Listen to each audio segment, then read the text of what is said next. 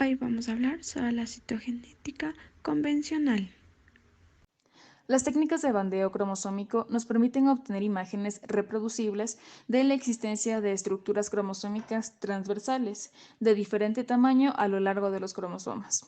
Fue posible disponer de una herramienta de identificación de cada cromosoma humano. Con la técnica convencional de tinción de Giemsa, los cromosomas se tiñen intensamente y en forma homogénea, y se los puede contar y agrupar por su aspecto general, y eso era lo único que se podía hacer en los primeros cariotipos. Las bandas G. 1. Se logran con un tratamiento controlado con tripsina antes de la coloración con Giemsa y producen bandas claras y oscuras en los cromosomas. 2. Las bandas oscuras contienen ADN rico en bases adenina-timina que replican tardíamente. 3. Las bandas claras contienen ADN rico en citosina y guanina que replican tempranamente. 4. Cuando un cromosoma está más elongado puede mostrar un mayor número de bandas, y esto se aprovecha para estudiarlo con mayor detalle. Esta metodología, que permite buscar alteraciones estructurales mínimas, se conoce como bandeo de alta resolución. 5. Los cromosomas en la mitad de la metafase muestran un nivel de resolución de 400 bandas, mientras que los de alta resolución alcanzan un nivel de 550 y hasta 850 bandas. 6. La técnica de bandeo G más usada es la tinción con Giemsa, previa al tratamiento controlado con tripsina, que degrada las proteínas y produce bandas claras y oscuras. A las oscuras se las llama G positivas. Por ejemplo, para hacer un diagnóstico prenatal para trisomía 21, está el cariotipo en líquido amniótico estudio citogenético. Primero, la paciente decide voluntariamente realizar o no el estudio. En caso de que decida seguir con el diagnóstico prenatal, deben leer, entender y firmar el consentimiento informado.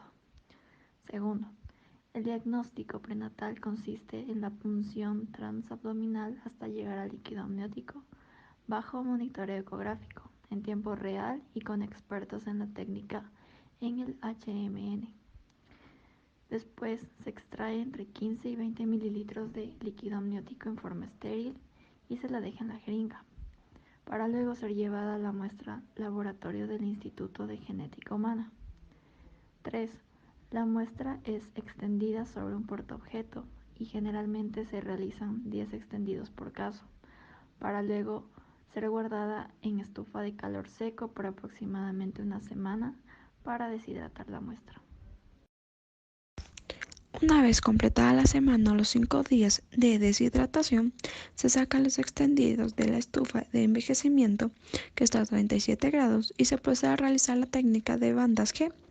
Se realiza una o más pruebas hasta encontrar el tiempo correcto de bandas y obtener un bandeo aceptable para el análisis al microscopio. Generalmente, de 450 bandas o más quedan listos para el caso para analizar. De cada muestra procesada en el laboratorio de citogenética, se analizan al microscopio óptico 20 salas en división celular, en estadio de metafase con bandeo G. De ser necesario, se realizan otras técnicas de bandeo alternativas como las bandas C o NOR. Se fotografían de 2 a 3 metafases por caso. En una trisomía 21 libre, producida durante la meiosis, tiene un riesgo de recurrencia cerca del 1%. Por otra parte, las translocaciones en un 50% de los casos son mutaciones de novo, siendo las más frecuentes las translocaciones robertsonianas, caracterizadas por la pérdida de los brazos cortos de 2 cromosomas no homólogos, y los brazos largos se unen por el centrómero, formando un cromosoma único, los cuales se limitan a los cromosomas 13, 14, 15, 21 y 22. El riesgo de recurrencia del síndrome de Down es de 16 a 5%, dependiendo si la madre o el padre son portadores de la translocación robertsonianas balanceadas.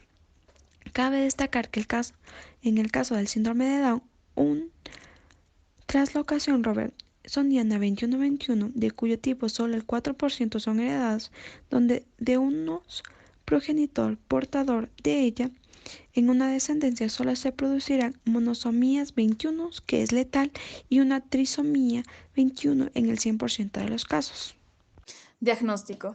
Los niños con síndrome de Down se caracterizan por presentar retardo mental de grado variable, talla baja o un fenotipo facial, como puente nasal bajo, hendiduras palpebrales de aspecto mongoloide, pabellones auriculares bajos y pequeños, cuello corto, la piel de la nuca redundante. Cerca de un 50% presentan un pliegue flexor marcado en sus palmas, denominado pliegue simiano. Además, se asocia a malformaciones cardíacas en un 40%, atresia duodenal e imperforación anal en un 3%. La tasa de letalidad del síndrome de Down es alrededor del 30 al 40%. La expectativa de vida es cerca de 40 años y tienen un riesgo de 15 a 20 veces superior al de la población general de desarrollar leucemia. El 95% de los niños con síndrome de Down son causados por una ausencia de la disyunción meiótica, pero alrededor del 5% de los casos restantes es secundaria a una traslocación o mosaicismo. Created using Powtoon.